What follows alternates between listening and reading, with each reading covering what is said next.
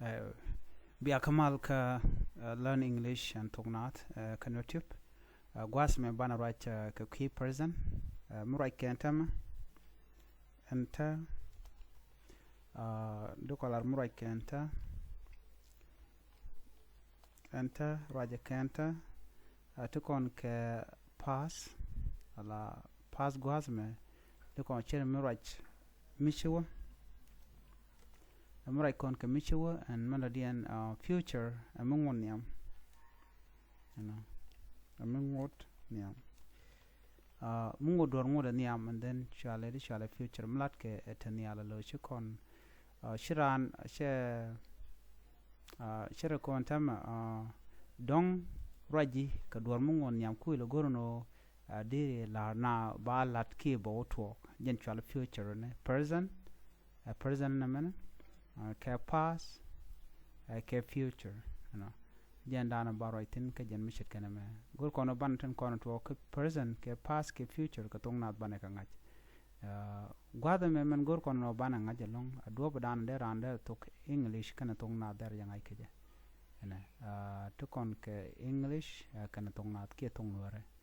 bana shugo mandana gor kono lat kono gwasa me men ban right in gwasa me ka present go a present okay go shall when I will go ala go me jen jugra ne wir go when a mishuwa ko take a pass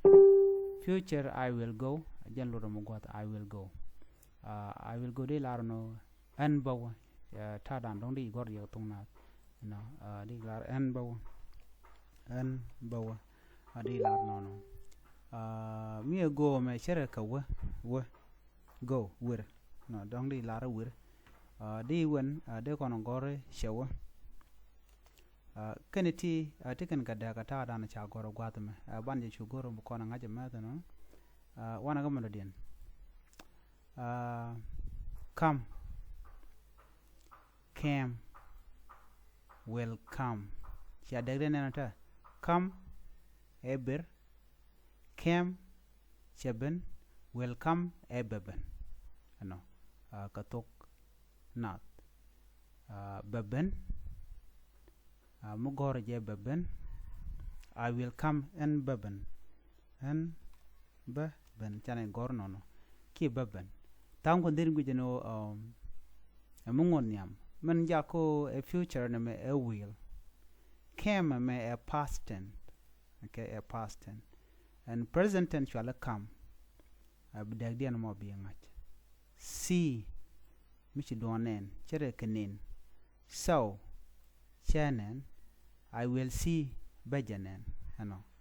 bejanen di lar nono I will see bejanen dong de gor nono kata dan di ngai ke jaga tung nat meridien gwasame chere kami where they shall ke bring Rede shall ke bring a me noni brought chenung brought a past tense dung present tense bring brought mlani future tense ba will bring and benung kie benung and jen bring brought will bring benung di gorno no beno to kon ke melodian work jen a present work gure ke idi la work I will work cherke en ballet future tense en ballet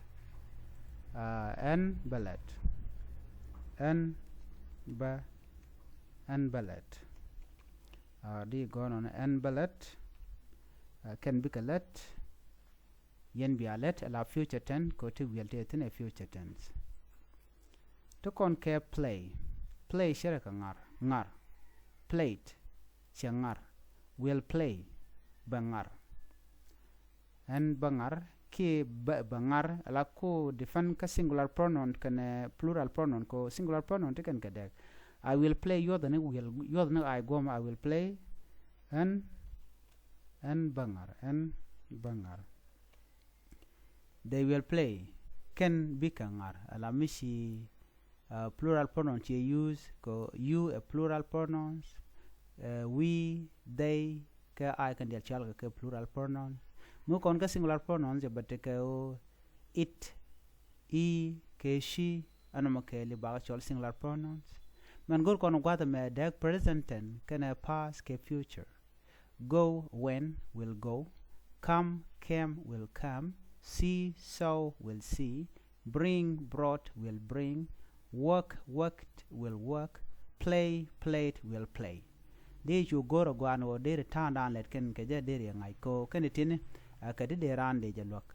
gorano de ta dan let ka de ka ngai no sigana me en bangar en benu en bajanen en baben en bawa ka de reality chala ke future ka te kwa da tin ngenye present nguraje kwira raje ken tama pa nguraje kwira raje ke mishiwa future raje ke mungon yam gore be subscribe ko video no wan be ken chamala chuko jibiate kamal